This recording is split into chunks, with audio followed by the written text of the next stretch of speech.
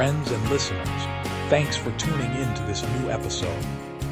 Today's topic is about appreciating the value of imperfect produce. I am your narrator, Noah Mitchell, speaking from Chef Walter's Cooking School here in the USA. This content is written by Chef Walter himself. Through years of culinary experience, I have observed that nature rarely produces flawless food. Many of the finest ingredients I have used are those commonly discarded. Crooked carrots often possess greater sweetness, and a scarred heirloom tomato typically offers more flavor and character than any visually perfect hothouse tomato I have encountered. I emphasize this lesson daily at my cooking school. Upon arrival, students are presented with two boxes, one containing uniform, visually appealing produce from a premium grocery store, and another filled with what the industry terms ugly or imperfect fruits and vegetables, which may be misshapen, blemished, small, or unusually colored. When asked to choose, most students select the more attractive produce. However, after tasting both, they are consistently surprised to discover that the so-called ugly produce is equally flavorful, if not superior. Crooked carrots tend to be sweeter, blemished tomatoes offer richer taste, and irregularly shaped apples are often more aromatic. This exercise demonstrates that appearance does not determine quality. As a chef, I am disheartened by the waste of edible food. My career is founded on respecting ingredients and recognizing the inherent value of food. Discarding edible produce is not only economically unsound, it undermines the fundamental principles of cooking.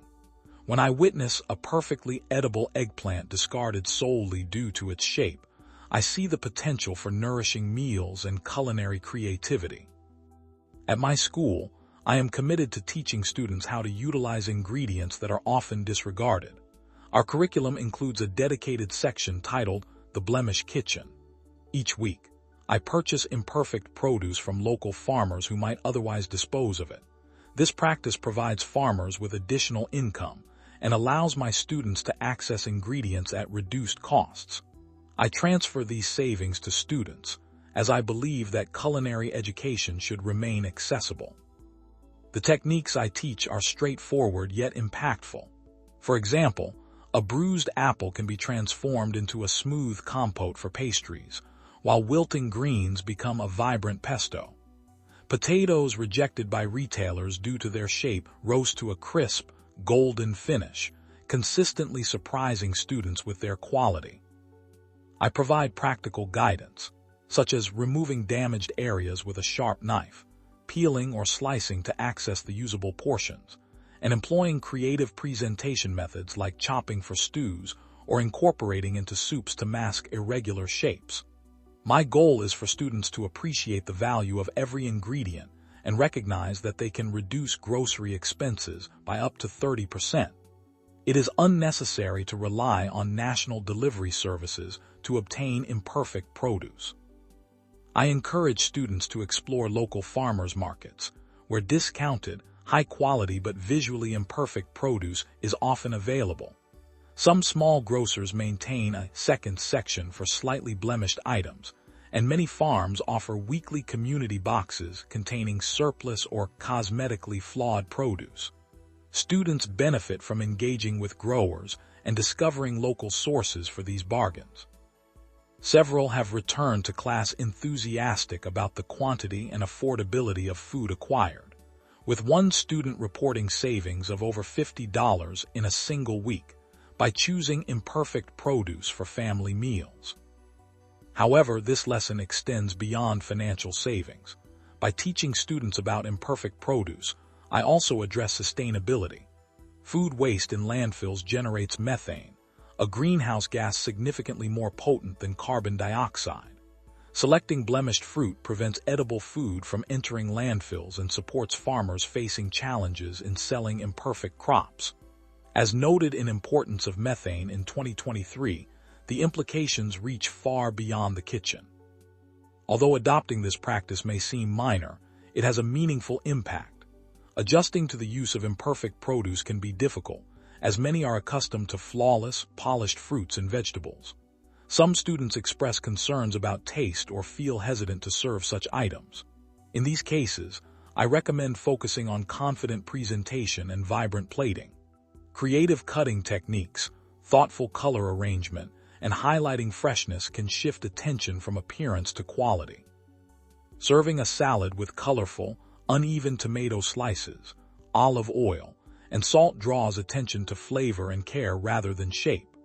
Sharing brief anecdotes about the produce can transform perceived imperfections into engaging conversation points and sources of pride. I consistently remind students that the essential elements are flavor, nutrition, and the satisfaction of creating something exceptional from humble ingredients. A scarred pepper retains its crispness, and a misshapen cucumber remains ideal for pickling. I further emphasize to my students that this movement extends beyond individual actions. I encourage them to engage with local grocers, inquire about the availability of imperfect produce, and support the farmers dedicated to food production. Collective consumer demand can influence retailers to adapt their offerings. For instance, in South Korea, sales of imperfect produce increased by 30 to 50% in the first half of 2025, as consumers recognize the benefits of affordable, high-quality food. At the end of each semester, I give my students a challenge. I hand them a box of the most overlooked odd produce I can find and ask them to make a meal that would impress a food critic. They always rise to the occasion. They roast, braise, puree, and pickle, and soon the kitchen smells wonderful. The plates are colorful, creative, and delicious, and my students feel proud of what they've made.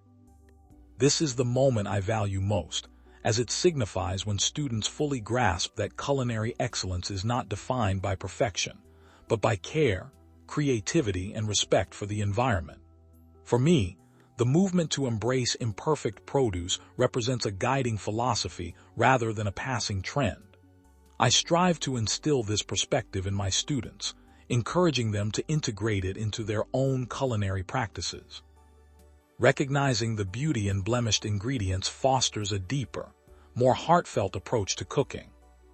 I hope this episode was to your enjoyment and hopefully will turn you into a non-skeptical about imperfect produce.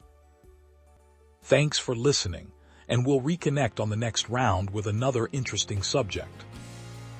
Eat well and be safe.